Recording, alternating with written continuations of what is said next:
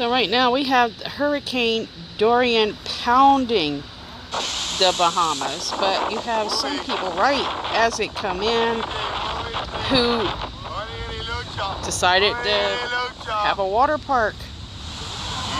They did not have no worries, it seems. They were having a good time in that picture, but later on that is not the case. It didn't look so much fun. He's going to switch directions here. I want you to really see what's going on. Actually, Brian, if you could go ahead and show debris that's made it to this little patio area that we're at. Most is we obviously get plants as well that I can tell moving some the other day. Okay guys, I apologize. I don't have time to put this together very well, but you can see here, this is as it's moving in pretty hard and heavy. People are recording from their rooms, their homes. The roofs are starting to tear off. The trees are starting to break. And they're starting to get pounded. During the eye of the storm, people are starting to evacuate to safer places and higher ground. That's what you're looking at here. What we're hearing is that the Bahamas, the people at the Bahamas have seen many hurricanes, but they're saying right now that they have never seen anything like this storm, and really it's difficult to find a safe place. And my concerns is why in the world didn't they help these people to prepare better? Why didn't the United Nations even try to bring people together to maybe try to make this island a little bit safer for these people? There are families trapped in the surge that is coming across the entire island. People are praying for help. They are scared to death. Their windows are busted and the hurricane is in their house literally. Okay, these are some people that are coming out in the eye of the storm to check out the damage. You can see there's flipped cars. It looks like a tornado hit. In this footage, you can see where the water's starting to come in on the island, and you can see the winds are really kicking pretty hard here. The people are outside, which is not a safe thing to do, but a lot of people do often do this because a lot of times the storms they're not as bad as they seem, but the problem is not so much the storm, is the flying debris. Now this one was very devastating.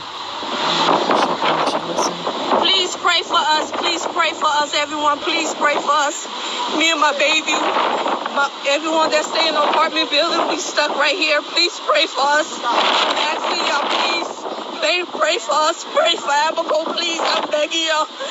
My baby's only 4 months old. Please pray for us. I'm begging y'all. Pray for us.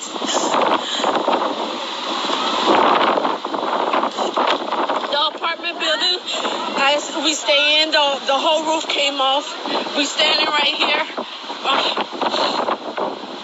People trying to make it to the other side where this white house is, but some people, the water just took them, and those are the only people that got to make it over there. Some people didn't get to make it. Everyone, I'm asking y'all, please. My baby's only 4 months old. He doesn't know nothing. Please just pray for us. I'm asking y'all.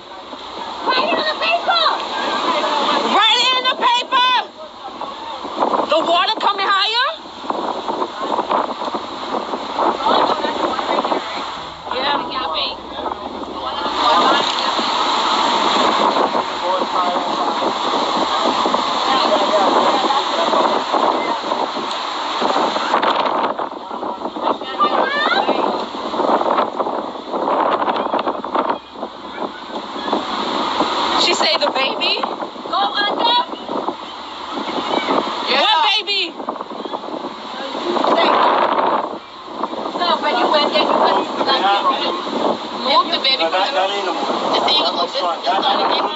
Huh?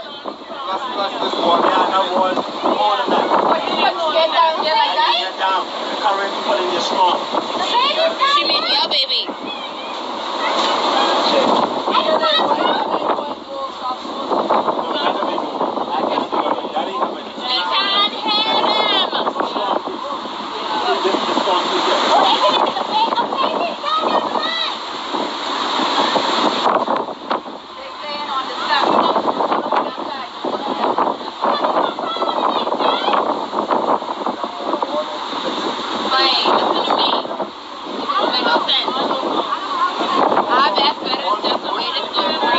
Everyone, please pray for us, please. Please, my baby's only 4 months old. Please pray for us. Another thing, but you don't even see no rescue, nobody. Only the roof left.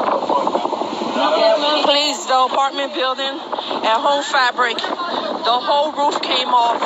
We just standing right here. Where's the I can't. I feel like I'm please, everyone, pray for us.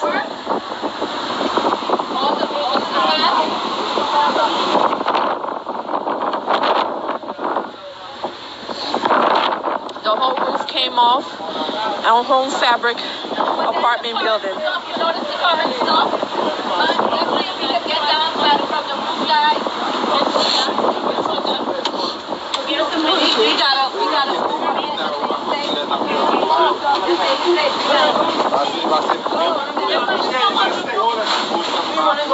Very voice in there, please.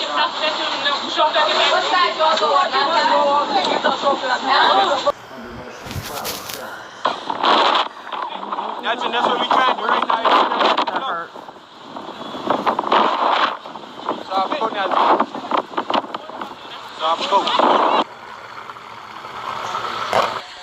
Okay, here you can see there's a window blown out and the hurricane is now inside their home. It's a really short video, so I have to keep playing it. Crazy. Okay, this is as the hurricane's moving in, and what I'm hearing in some of these videos, the hurricane hasn't even hit completely yet. So I'm going to quit talking for a little while and let you listen in.